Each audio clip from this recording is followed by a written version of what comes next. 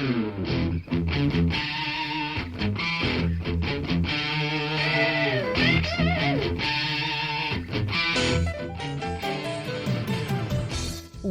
to Thriving Entrepreneur with your host, Steve Kidd, third-generation minister and 30-year business coach.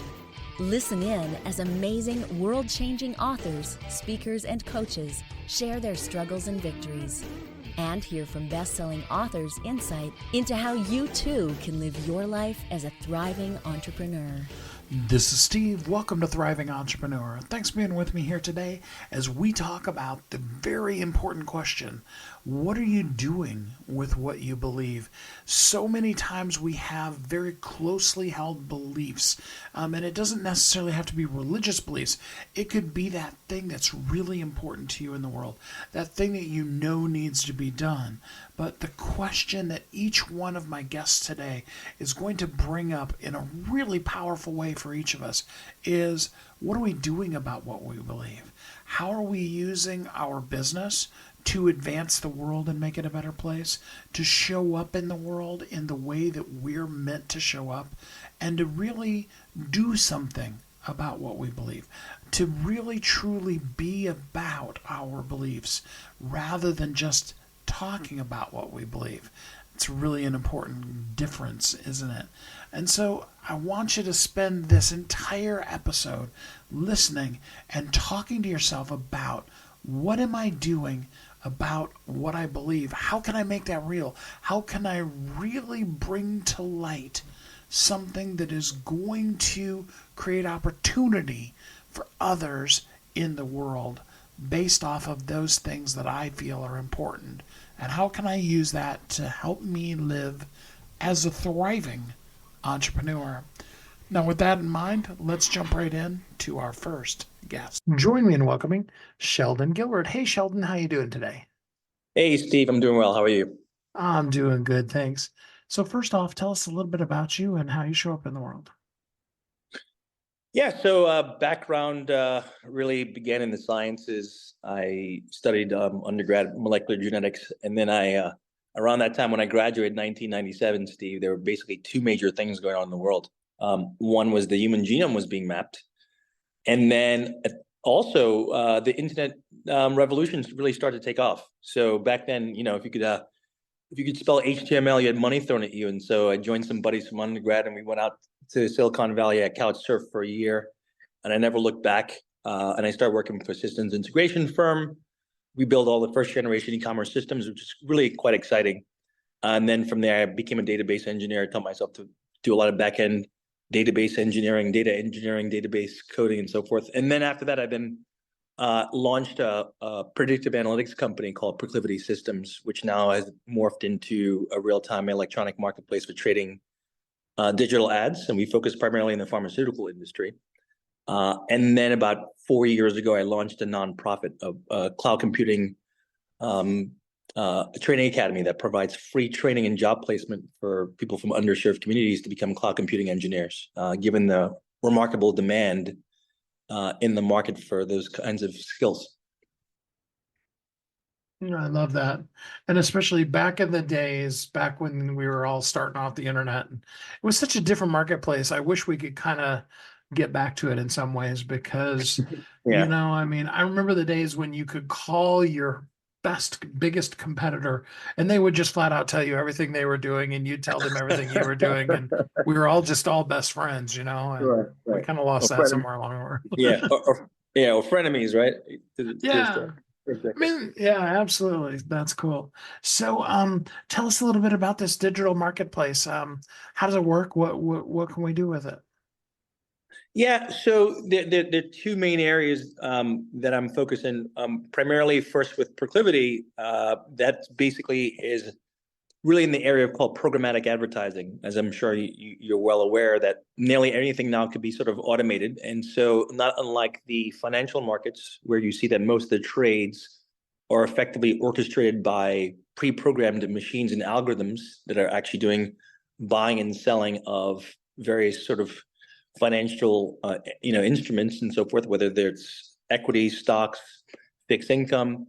You basically have effectively what marketplaces are. There are massive matching engines, matching buyers and sellers, and they're doing pretty high-speed order matching.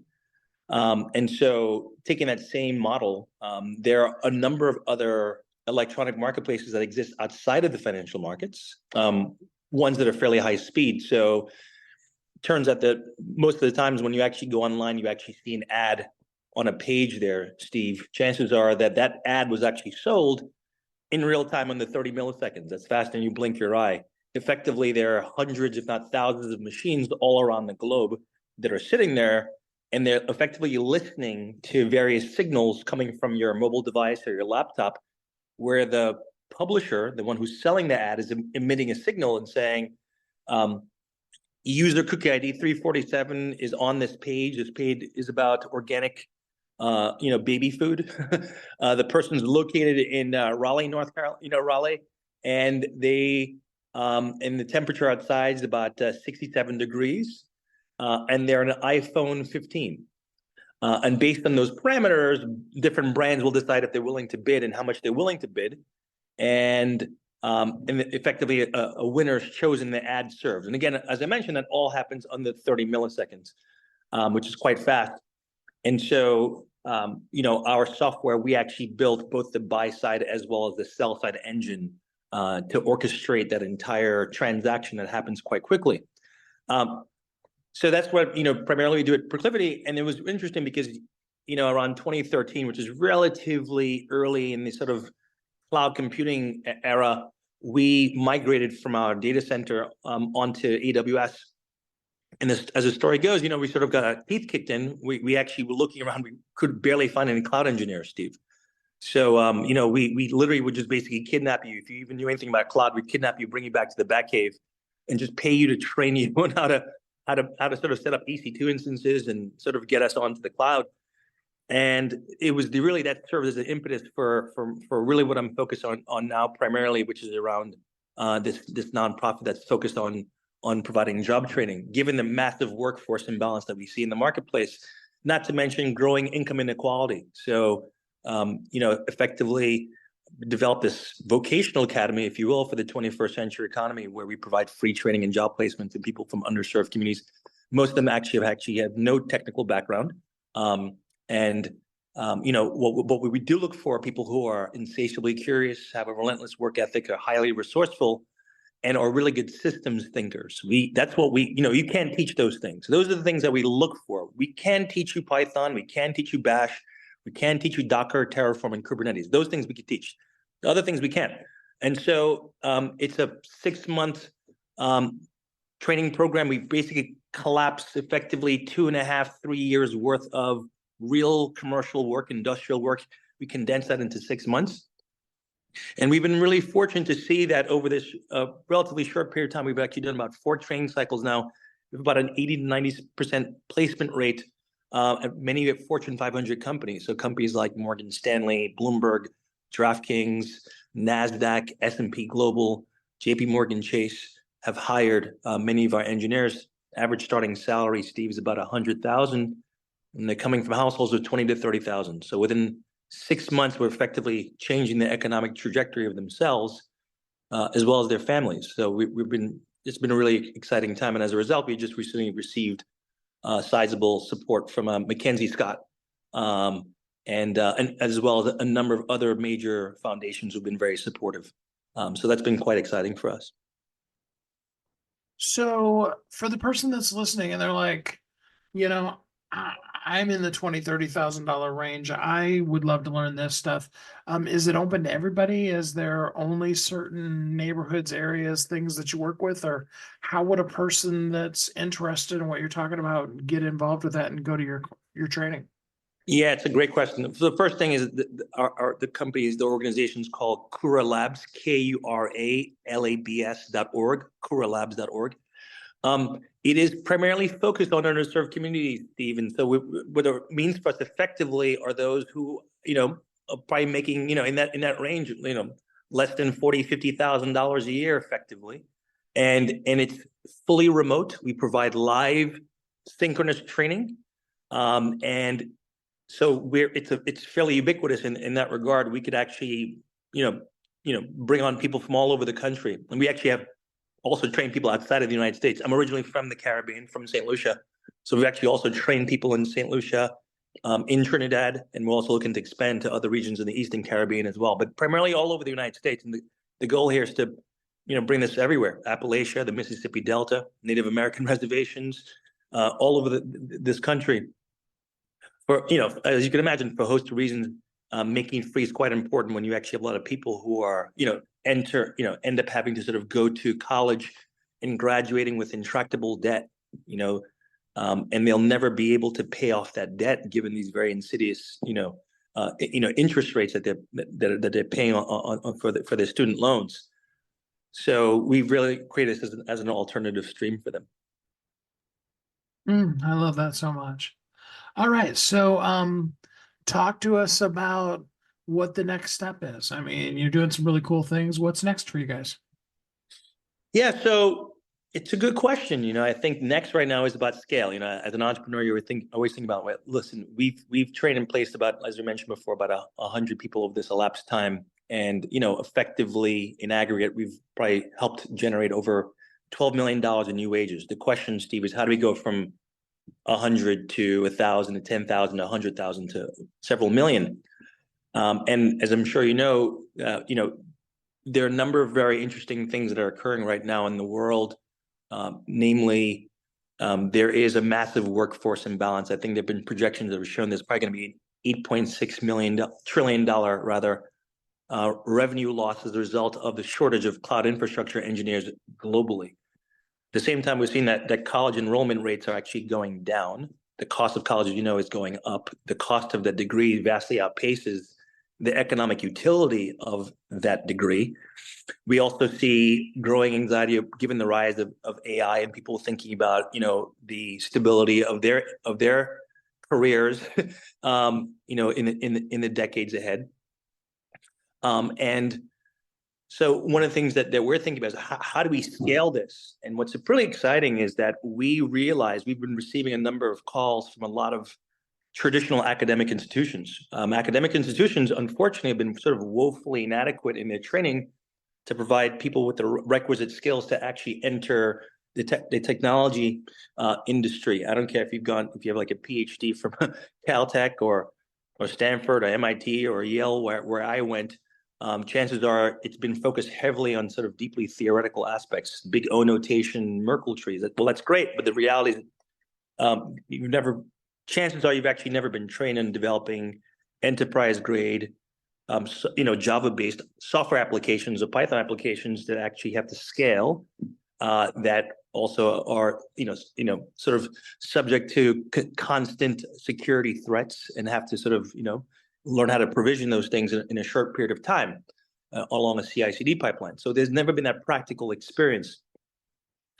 So we're now being contacted by a number of longstanding institutions, various vocational schools, colleges, universities, high schools, governments, if you can imagine that, to actually now basically take our model and effectively transpose that within their four walls and basically help them develop their own cloud infrastructure. The interesting when you say cloud infrastructure, by the way, ostensibly that means so many derivative fields, whether it's cybersecurity, DevOps, data ops, data engineering, even with all the tremendous momentum around AI, even that is computationally intensive and requires its own infrastructure. I mean, there's conversations going on right now about whether you actually need different servers or different databases. There's a talk around using vector databases versus relational databases.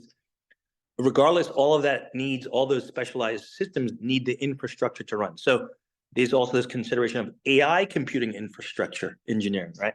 So where we're going next is effectively think about it sort of as a, OEMing or creating an API into our own nonprofit, whereby which we're now availing our resources, our IP, our instructors, training their instructors on how to teach this, really upgrading their career centers at a lot of universities to make sure that they have that they're ready for engaging with employers. Like, I give you something very basic.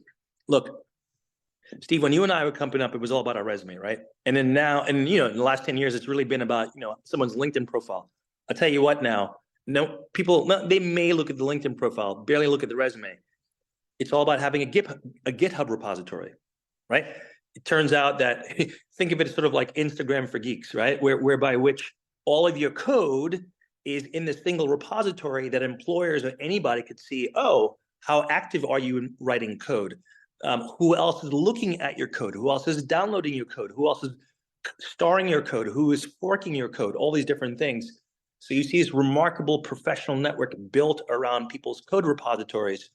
And so, for instance, one of the things that we do is we make sure that all of our graduates actually have a GitHub repository, right? Which really helps them stand out to employers. These are basic things, table stakes to enter the innovation economy. And most universities or vocational schools they're not even aware of these things, right? So these are massive blind spots that we make sure that we cover. So we basically sort of, hitting that sort of, global reboot, if you will, and ensuring that a lot of these longstanding institutions actually now have the proper curriculum, the resources, the instructors to now work directly with industry, as was always intended, but now there's been this sort of growing chasm between both.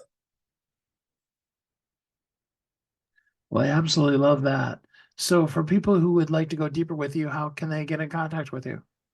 Yeah, again, best way is really, well, two, I'm happy to share my email address. It's Sheldon, SHELDON, at kuralabs.org, KURALABS.org. You could also reach me on LinkedIn, and also the website's kuralabs.org. I love it. Well, Sheldon, you're doing some really cool stuff in the world. Thanks for all that you're doing, and thanks for being here on the show today. Steve, thanks so much for having me, and thanks for your support, brother. It means a lot. Thanks again. You all that know me know that I'm a big geek, but I love this opportunity.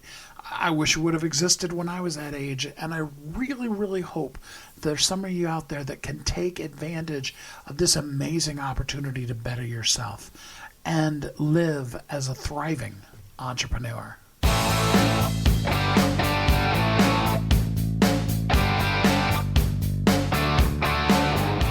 Hi, my name is Steve Kidd.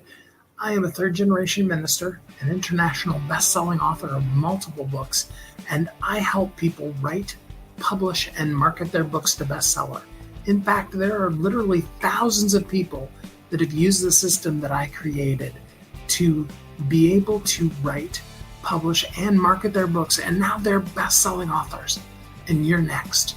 I just wanted to come on for a minute, say hi to you, tell you a little bit about me, introduce myself, and tell you I know the world is waiting on your message, and I would be so honored to be part of sharing your message with the world. Go to AskSteveKidd.com and schedule a time to talk today.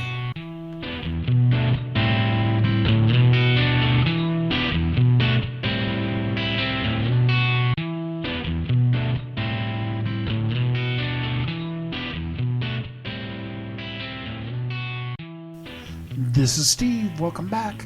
Thanks for listening to Thriving Entrepreneur today while we talk about what are you doing with what you believe.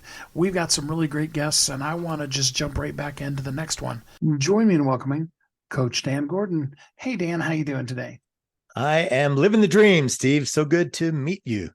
Absolutely. Glad to have you here with us. Tell us first a little bit about you and how you show up in the world. That's a great question. The thing I love doing and my purpose behind my coaching and pretty much everything I do is to what I call expand people's consciousness. The fact is that we are the creators of every part of our lives, and that what we believe we make real. And while that isn't in itself a revolutionary concept, I think what is a revolutionary or more revolutionary concept is the idea that if you're struggling with something, you actually put it there for the purpose of growth and learning more about yourself, right? The people that we bring into our lives who we struggle with, or the situations that we struggle with, they're actually tremendous learning opportunities. And what I find is that if you don't really fully surrender to that truth, the problems just get bigger. But instead, if you're willing to really dive in, what I call step into the fire, you're going to learn so much faster and so much larger from the experiences that you don't like. Can I give you an example of that? Yes, please do. Okay. So about 7 years ago, I made a mistake. I had a marketing company called the Big Time Group. It's still out there. You can take a look at the website. And I made a single mistake in that company that collapsed the company. In a month, I lost $70,000. I was $30,000 in debt and literally on the floor in snot and tears. And even though I was struggling, I knew that what was happening was for my benefit. That I could really easily blame someone for the struggles that I was having because I inadvertently hired a pathological liar. And it'd be really easy to say, hey, if I hadn't hired this guy, everything would have been fine. But even in that struggle, I knew, wow, something is happening here. I hired that guy. I made the mistakes. I ignored the red flags for a larger purpose. And the larger purpose was that I really didn't like marketing. I'm just good at it. And what I really wanted to do, that I was afraid of doing, is what I'm doing now. And that's why we create chaos in our lives. It's that we're afraid of stepping into our higher selves. And so we create this chaos to sort of avoid doing that. And so when I made the choice that I was actually going to do what I love doing, what I've been great at my entire professional life, which was being in the changing people's lives business. 8 months later, almost to the very day, I was on the floor in snot and tears. 8 months later, I walk out on a stage in Dallas, Texas, being paid $10,000 for my very first speaking gig. And now that transition from going from the floor to the stage was the hardest experience I had ever had. I mean, I had to literally change everything that I believed about myself in order to do that. But that's a perfect example of how the difficulties that we face, we bring into our lives for a higher purpose. And that's why I really encourage people, instead of saying, wow, this awful thing is happening, or, this person screwed me up, or here are the circumstances that are creating my problems, to actually do an investigation of like, why is this going on? And what am I not paying attention to that has brought this into my life? I know that's a lot of talking from me. Really want to know what you think of that, Steve. Oh, I love that. I was thinking of a book title that I tried to get one of my authors to use. They didn't use it, so you can steal this. I tried to get them to use the title "On the Floor Where Hope Rushed In." Wow. Yeah. I love that. So yeah, you can steal that for the title for your book. I've been there. Yeah. And just so this isn't just all sort of touchy-feely and rainbows and unicorns. I have a dual approach in my coaching, and what I call tactical and emotional. And the emotional part is what I've just talked about, right? There is an emotional quadrant. There's something that you're feeling, thinking, or way that you're reacting that is a block to your success. And when we dive into those, to that emotional quadrant, you're going to discover what it is that you're doing that's causing the problems and the resistance. That's the emotional side. The tactical side is, okay, now that we know that, what do you do? And the thing that I love doing with clients is talking about sales, because really anything that you struggle with in life or business shows up in a sales interaction. Anything that you're avoiding, if you're avoiding talking about money, or if you don't really fully feel your value, it shows up in a sales interaction. And so when you're having a conversation, whatever part of that conversation where you feel intimidated or you feel stressed, right there, it's pointing to a place that you're struggling with and you need some help with. So sales is really the ultimate diagnostic tool in whatever you struggle with in business and frankly, and in life. And that's why I love helping people increase their sales in a method I call authentic selling. And authentic selling really betrays all of the classic sales tropes, all the Sandler type methods of selling, the open and the close and the all of that stuff that's designed to manipulate people. And in selling authentically, it's really a matter of listening to what your prospect is struggling with and kind of taking them into that struggle. So can I give you an example of that? Yes, please do. Okay. So classic thing. Somebody says it's too expensive, right? And when someone says it's too expensive, typically what an entrepreneur will say is, oh, no, but there's a lot of value here. Let me show you the value, right? They'll go right back into product features and benefits. Because what they think is, if I can convince someone of my value or the value of my product or service, then they'll just make the natural, logical, intellectual choice to buy. But that's not how people buy. People don't buy based on intellect. They buy based on emotion. They have to feel good about the sale. And so instead of going into all of those things, there's 4 simple words that I use that have transformed every one of my client sales. And I share these 4 simple words because I don't want to keep them all to myself. You don't have to pay me. I'm going to share these 4 simple words right now. And those words are, hey, I get it. Hey, I get it. When someone says, wow, it is really too expensive, instead of trying to convince them that it's not, or say, one of those stupid coaching things, which is like, we have to invest in yourself. It's, hey, I get it. Someone says, wow, it's too expensive. You say, hey, I get it. Man, I've been there. Like, I know the feeling of wanting to buy something and not having the money to buy it. Like, it's a terrible feeling. But would it be okay if we talked about how you might be able to afford it? Can we have that conversation? Right. So what I did right there in that moment and saying, hey, I get it, I establish a connection with that person, because it is endemic in the human experience that we want to be understood. We want to be heard and understood. We want someone else to be with us in whatever we're going. That's like why we like going to movies instead of just watching them at home. Like, watching a movie in a theater is so much more fun than watching at home by yourself, because you have that social experience that enhances it.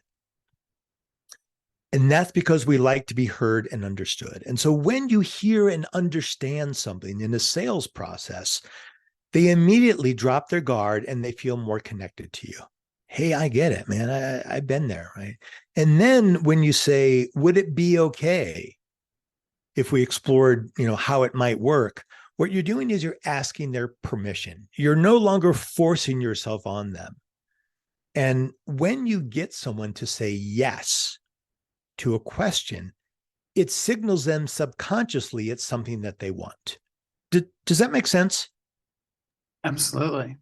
All right. And that's where you want to start. You want to start at a place where the other person feels that you get it. And you can't just like fake it. Like, I'm not saying say, hey, I get it with everything. Like, I mean, you really have to get it. If someone says it's too expensive, you have to go into yourself emotionally and say, well, when was the last time I wanted to buy something and I couldn't afford it? And I had that bad feeling. And then you bring that out, like you really feel it, and you have that connection with them. And that takes you from the opposite side of the negotiation table to the same side. You're kind of putting your arm around them and going, you know what? We're in the same boat here. Like, we both had this experience. And then when they feel that, then they're much more open to hearing what you have to say next. And then it's not a matter of trying to prop them up with the features and benefits. It's a lot more a matter of exploring how they might be able to afford it. Like, what are the different ways? What are the infinite possibilities that you can bring to them, that you can uncover a new reality for them, that they might say, you know what, maybe in that way I could try to afford it, right? Or we can continue the conversation. And it doesn't matter what your product is. It doesn't matter what your price is. It doesn't matter, what their response is. Starting with, hey, I get it. Starting with understanding what they're feeling is always going to be your best strategy for moving forward in the sale, instead of allowing them to stop it. No, it's a very, very long explanation. Oh, no, absolutely. I totally get it.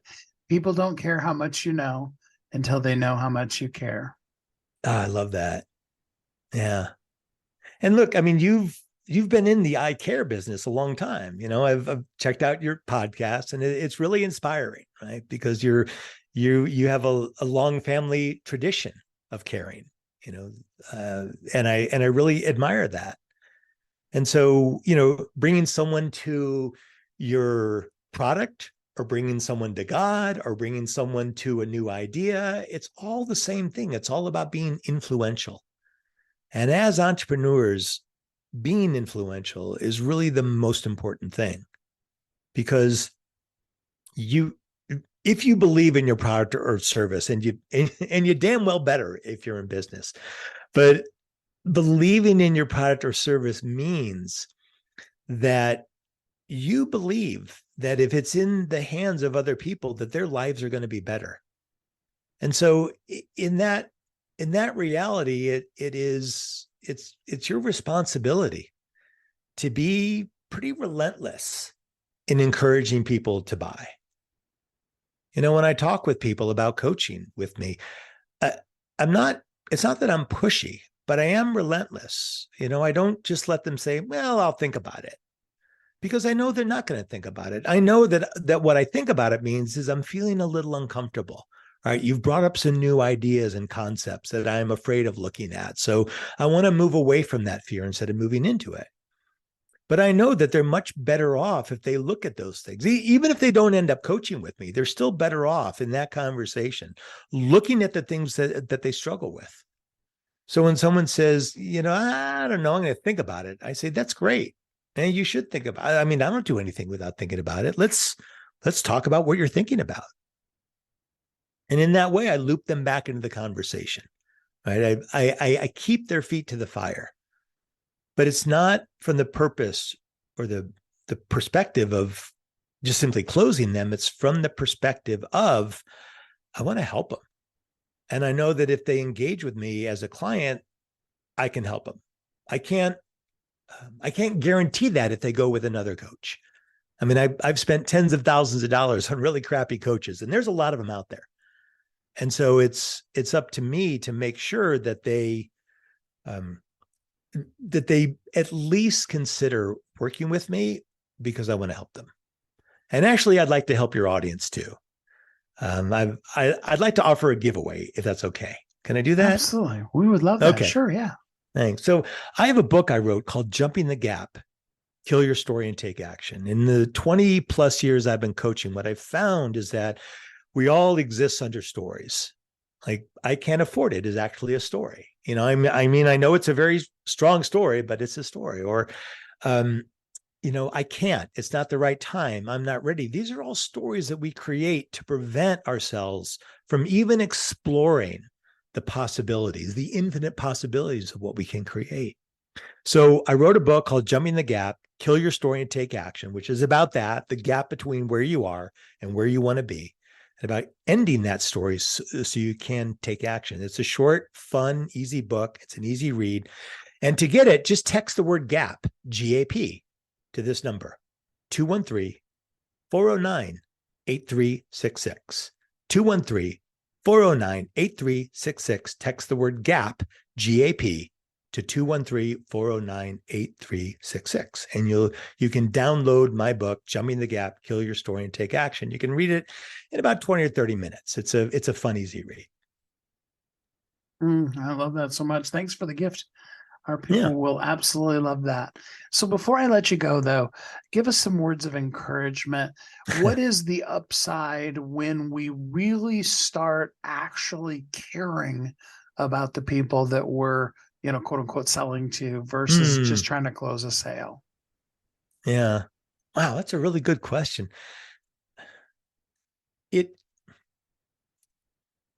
As humans, we want to feel connected. We want, and I'll just say it, we want to feel loved. And the upside of selling this way is that no matter what happens, you're going to leave that sales experience feeling better because you're going to feel connected. And the person that you were encouraging to buy your product or service, they're going to feel better. And whether or not they buy is immaterial.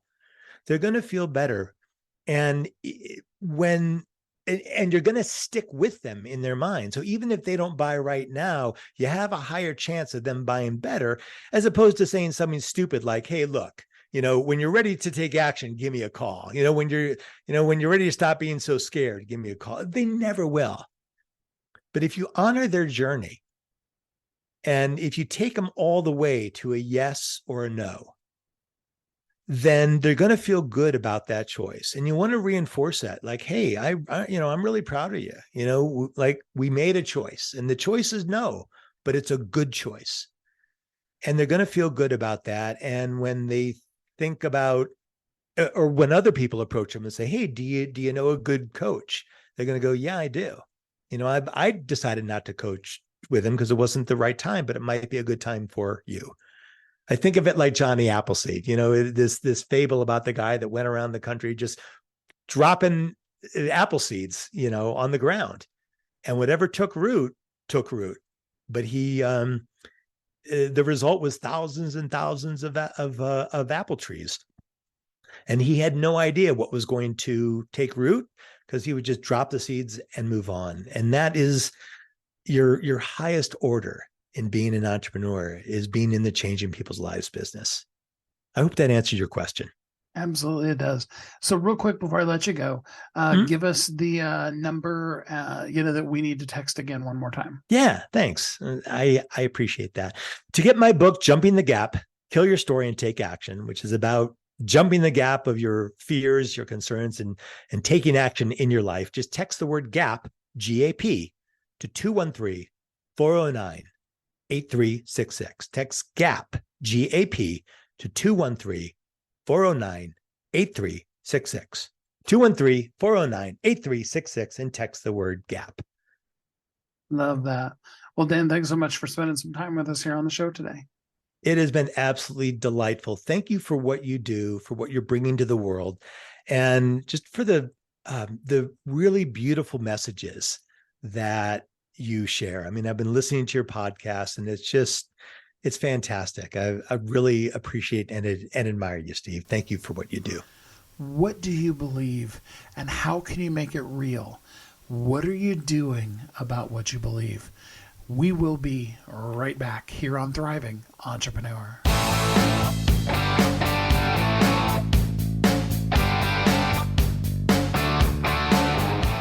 Hi, my name is Steve Kidd. I am a third-generation minister, an international best-selling author of multiple books, and I help people write, publish, and market their books to bestseller. In fact, there are literally thousands of people that have used the system that I created to be able to write, publish, and market their books, and now they're best-selling authors. And you're next. I just wanted to come on for a minute, say hi to you, tell you a little bit about me, introduce myself, and tell you I know the world is waiting on your message, and I would be so honored to be part of sharing your message with the world. Go to AskSteveKidd.com and schedule a time to talk today.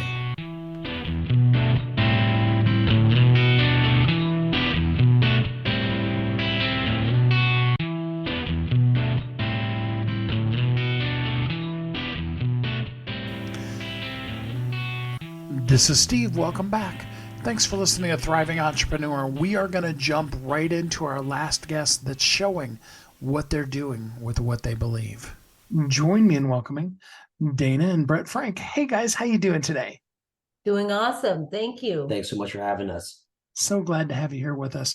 First off, if you could just give us a quick overview of who you are and how you show up in the world.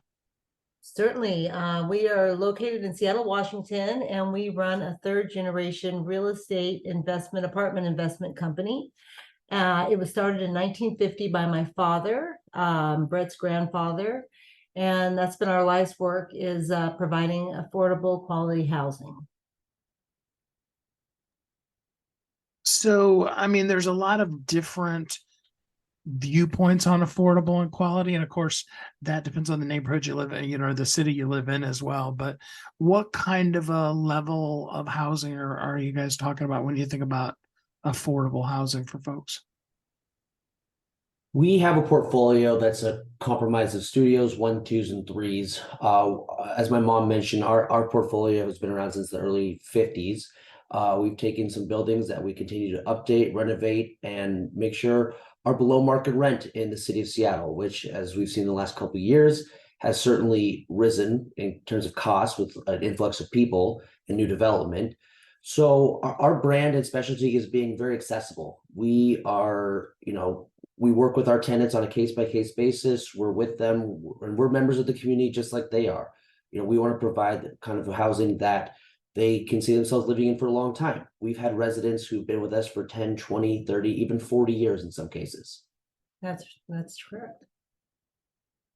That's kind of amazing.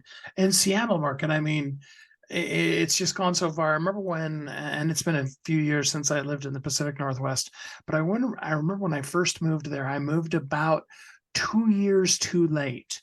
And everybody had already discovered, especially the area north of Seattle, the particular house I was living in was for sale for like $100,000, and the person had bought it 2 years previously at like 20,000. Is the market calmed down, or is it still kind of skyrocketing like it was back? That was 30 years ago.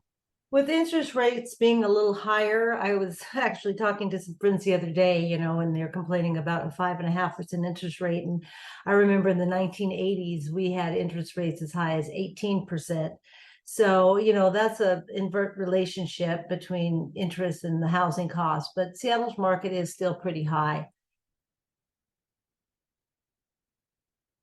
Is there a specific section? I mean, because, when you think of Seattle, those at least of us that have ever been there, sometimes we think specifically, like Queen Anne Hill and stuff like that. And other times Seattle is more like Olympia and ends just north of Everett, like up in Marysville or something like that. Do you go that far, or are you more area specific? We are central Seattle. My father arrived in 1950 from Detroit. He was 18 years old, and he made his first investment in an area near the University of Washington where he was attending classes. And people say, how did an 18-year-old Black kid out of Detroit, acquire property? And my father, as my family knows, he was just a hustler, and he figured out how to work off the down payment. He was a drummer as well. And he got into this house and then rented out to his fellow students at the University of Washington rooms to make the mortgage, which at the time was $48 a month, which was a fortune in 1950. But then he and my mother got together, and this was during a time of redlining where banks were not lending money into the Black area in the central Seattle. And my parents continued to invest every year for 19 years without any bank funding until Liberty Bank, Black-owned bank, granted them the first loan in 1969. And so our properties, we still own those properties that started back then. And they're all within that central location, which has now become gentrified. And it's pretty desirable locations of Capitol Hill, Leschi, Genesee Park. And they're highly desirable locations. I totally love that. And you kind of mentioned, and I saw this in your bio too, you have quite an interesting musical background as well. Tell us a little bit about that too.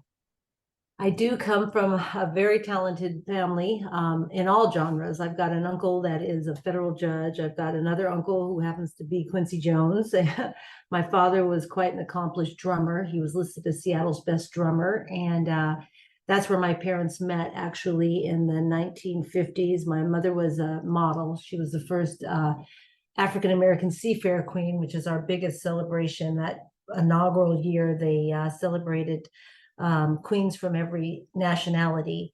And my father was in a band playing, and they got together, and my mother won Miss Bronze. And eventually my parents opened a nightclub in Pioneer Square called the Pink Pussycat.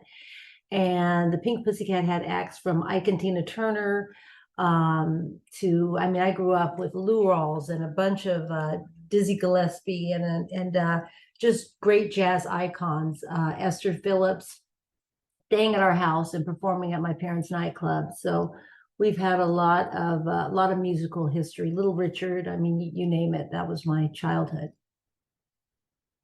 Wow, what a fun childhood. Even just with the names of the people you said, let alone all of that. That's so cool. But you chose to stay in the family business and real estate.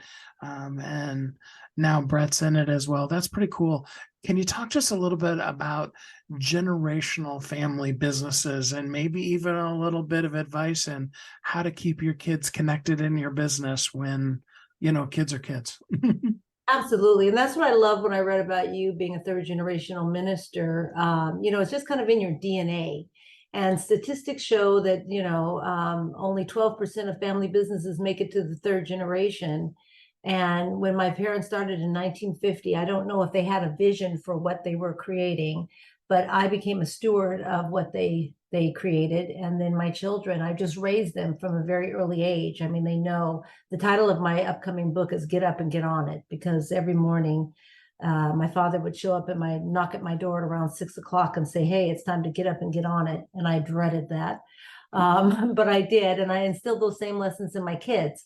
So they learned early on to, get up on weekends, and we daily go and check on properties and pick up trash and engage with our residents. And, it just becomes second nature. And I don't think it's something that you can wait to instill. And my children learned it early. And so I'm just very fortunate that now my adult son and my daughter, who just graduated from Chapman University, is following suit. Well said, Mom. I agree, Steve. I think that in terms of when you talk about kids being kids, this is all we've ever known, working with family and what that means and the ability to have that. When I graduated from the University of Washington, I think I was resistant to the idea. I actually moved to Chicago for a few years and got a corporate job. But after about 3 years there, it wasn't for me. I realized the opportunity I had and the blessing that my family had given me to join them back home and work and support one another was I couldn't pass that up. So when I got back here, and I've been working with my family ever since, just taking the lessons they gave me when I was young. And I'll also note that my 91-year-old mother, Brett's grandmother, still gets up and gets on it every day with us. So it's definitely in the family genes. I absolutely love that. That is so cool. So, I mean, there have been so many changes, even just in the last decade, let alone, I mean, we went through some really interesting times there for a few months during COVID and all kinds of things.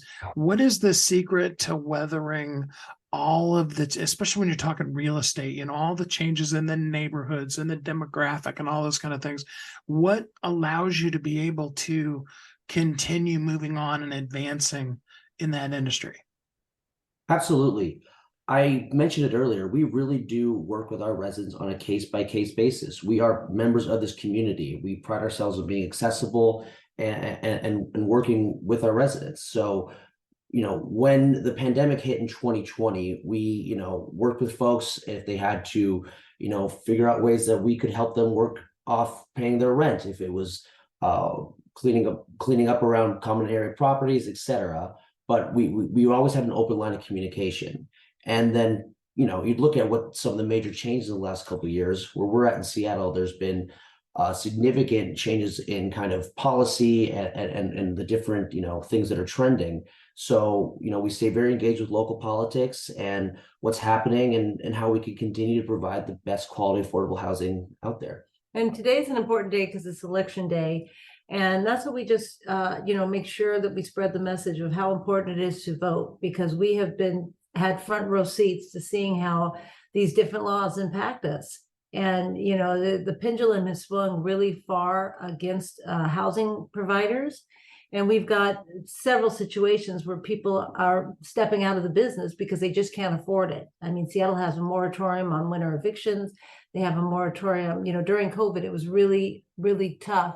And we have had a lot of fellow housing providers that just can't afford to operate. And so they've walked away. And, it's a sad thing because housing is so needed.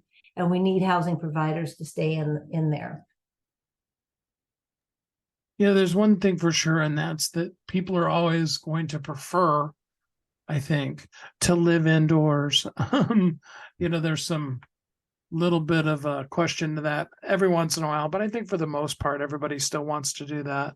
So, what are some of the suggestions that you would have for people who have never been in the real estate industry, but are deciding at this point that they'd like to jump into the real estate industry?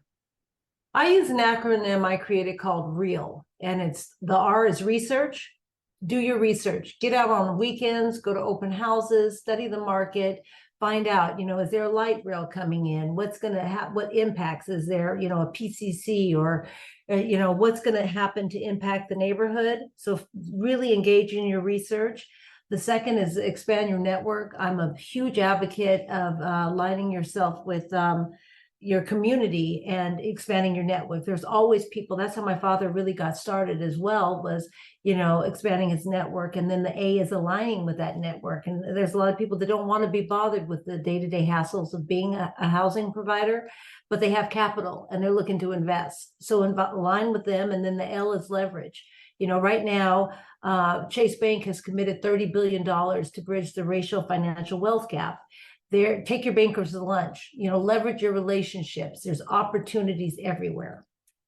My mom has a great saying that I think is crucial, that she's taught us that her network is her net worth. And that means a lot, that we look at who we surround ourselves with, we give back, we volunteer in our community, and that has kept us really involved and continuing to strive forward.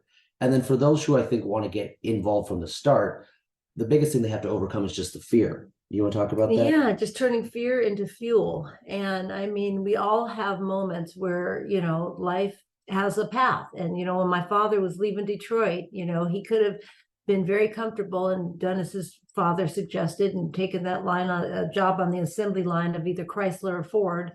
But, he took a chance and drove all the way across country with his drums in his van and came to Seattle and, really got busy with that REAL acronym. He did his research, he expanded his market, aligned with it, and leveraged it. And here we are today. That is so amazing. And the impact that you've made.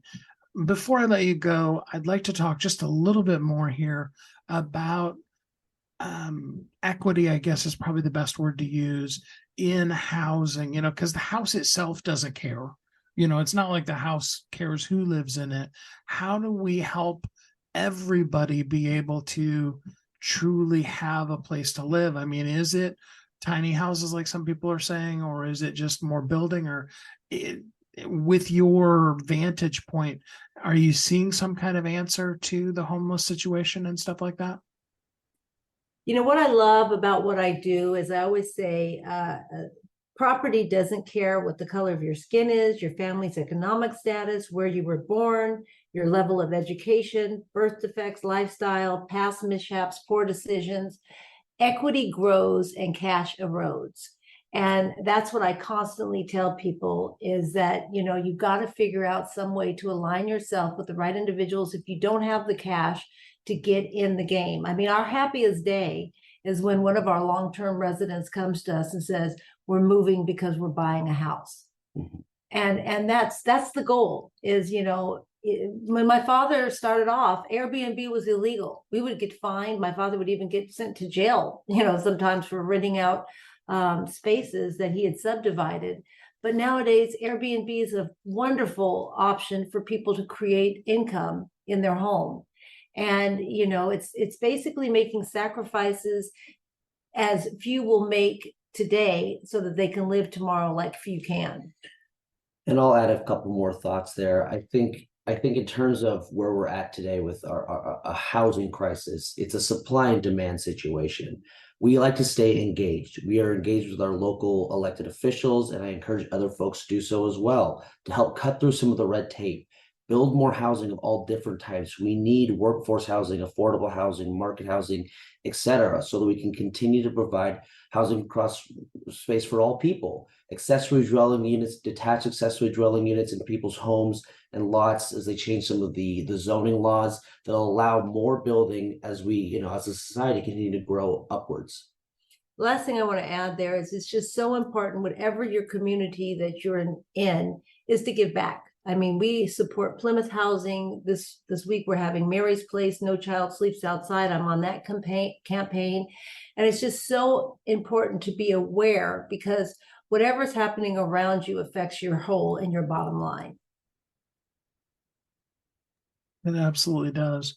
I appreciate your perspective from both a business standpoint as well as the give back standpoint. So for people who live in the greater Seattle area and they're looking for a house or a place to stay, how do they get in contact with you?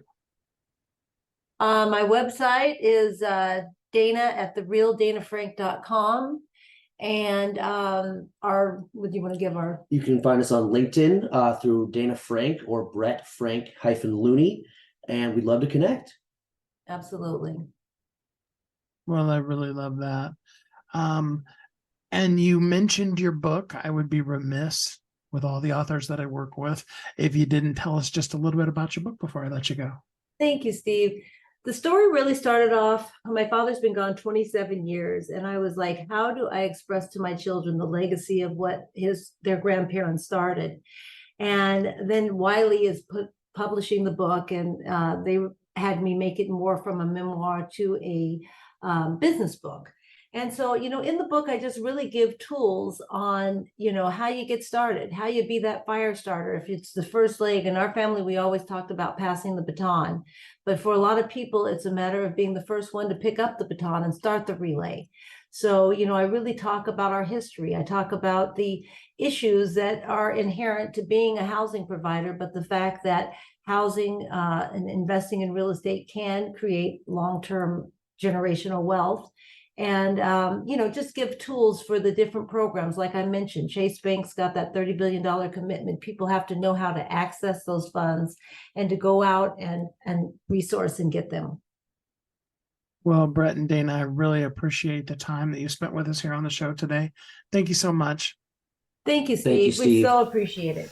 I love how their whole business is about taking an amazingly needed and urgent need and really doing something about it, being about it. They are the ultimate version of showing what you're doing with what you believe. All three of these guests are really putting together something amazing to make the world a better place, to help underprivileged people in underprivileged communities, to help have affordable housing, and help us know that we can do anything. We can make it real if we believe it. And I want you to believe this. You are uniquely brilliant. You were created for a purpose, and the world needs you. I encourage you today to take the you that is you and do what you believe. Live it out. Be who you were meant to be. And ask yourself every day, what am I doing with what I believe? And that way, you can live as a thriving entrepreneur.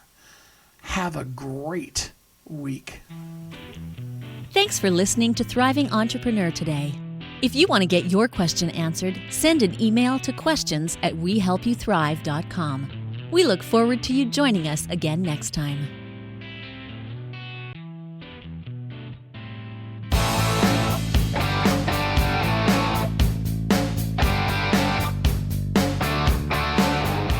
Hi, my name is Steve Kidd. I am a third-generation minister, an international best-selling author of multiple books, and I help people write, publish, and market their books to bestseller. In fact, there are literally thousands of people that have used the system that I created to be able to write, publish, and market their books, and now they're best-selling authors. And you're next. I just wanted to come on for a minute, say hi to you, tell you a little bit about me, introduce myself, and tell you I know the world is waiting on your message, and I would be so honored to be part of sharing your message with the world. Go to AskSteveKid.com and schedule a time to talk today.